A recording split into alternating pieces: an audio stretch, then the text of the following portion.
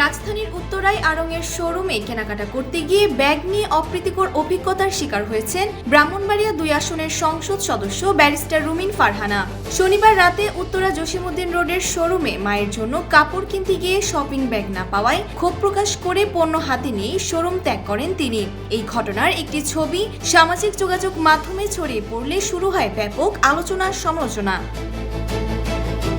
রুমিন ফারহানা জানান, ইফতারের পর মায়ের জন্য 4টি কাপড় কিনতে তিনি আড়ংয়ে যান। বিল পরিশোধের পর 4,500 টাকার পণ্যের সাথে কোনো ব্যাগ না দিয়ে কর্তৃপক্ষ অতিরিক্ত 40 টাকা দাবি করে। সংসদ সদস্য প্রশ্ন তোলেন, কেন এত টাকার পণ্য কেনার পর ব্যাগের জন্য আলাদা টাকা দিতে হবে?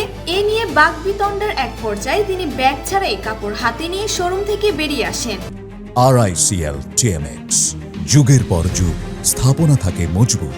ক্ষোভ প্রকাশ করে রুমিন ফারহানা বলেন, মায়ের কাপড়ের মাপের সুবিধার্থে আড়ংয়ে গিয়েছিলাম, না হলে আমি নিজের জন্য কোনোদিন সেখান থেকে কেনাকাটা করি না।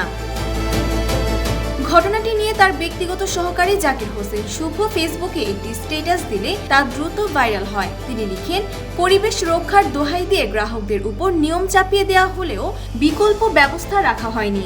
একজন সংসদ সদস্য তো বটেই, সাধারণ গ্রাহকের প্রতিও ন্যূনতম সম্মান দেখানো ব্র্যান্ডটির দায়িত্ব ছিল বলে তিনি উল্লেখ করেন। Desk report, Bangladesh bulletin.